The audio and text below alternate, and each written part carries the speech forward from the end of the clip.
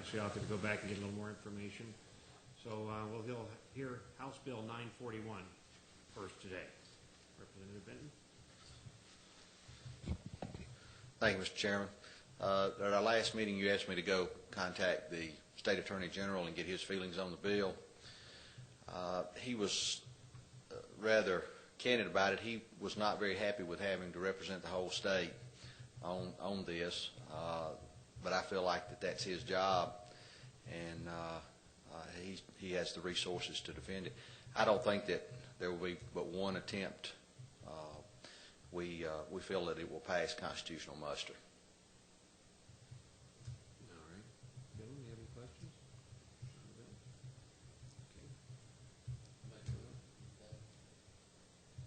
Second. All in favor? Aye. Very good. We'll send this on to rules. Okay. Is there anything that I need to do further other than go to Rules Committee later this week?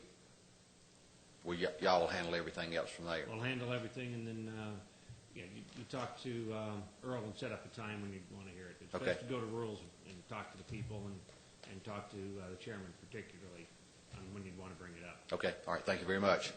Thank you. And Representative Cox. Thank you, Mr. Chairman. I, after all, bring forth the House Bill 950 for your consideration, as well as the committee substitute.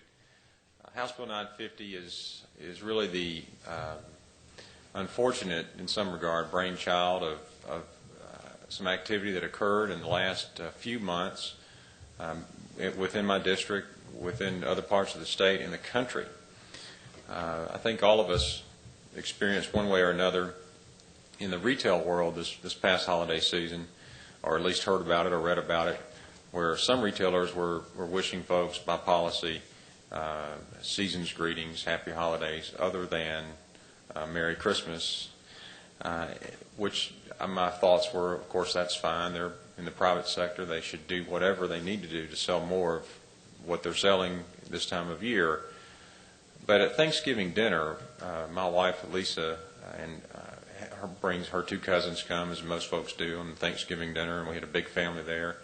And these were high school age students within our state who were sharing with everyone at dinner how they were discouraged in the afternoon announcements on several occasions in their public high school by the principal from saying the word Christmas or saying Merry Christmas, and were encouraged to say something other than that.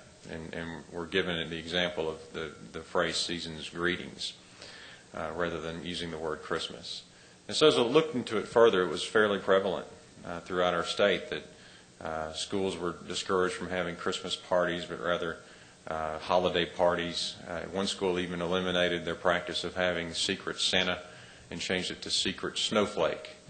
And my thoughts were, this is, in the private sector, obviously that's one thing, but when government, in my view, develops policy and pursues policy that discourages the free expression or free speech of celebrating what is a public or legal holiday, I think that's going too far.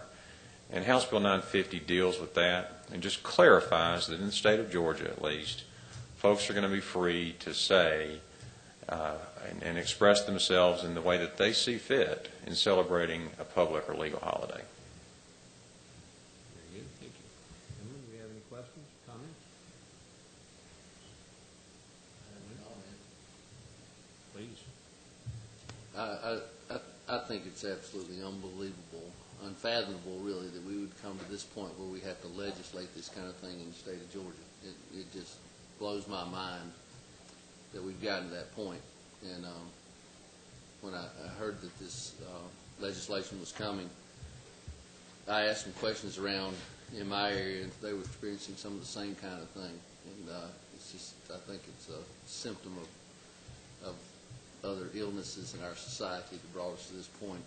Anyway, I thank you for introducing the bill. Thank you for your comment. And I can only echo those sentiments. I think we're all saddened that we actually have to look to legislation as the last recourse to express our constitutional rights, but sometimes it takes that.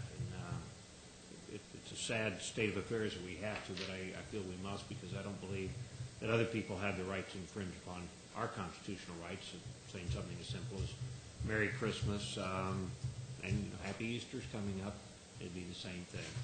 So we thank you very much for bringing this. With that, is there a motion? Second. All in favor? Aye. Thank you very much. It's Thank you. unanimous, and we'll pass it on to Bill. Thank you, sir. Thank you very much, Representative Cox. And that is all that we had in front of us today, unless either of you gentlemen have any other questions or anything. All right. Well, thank you very much for your time. Thank you all for attending.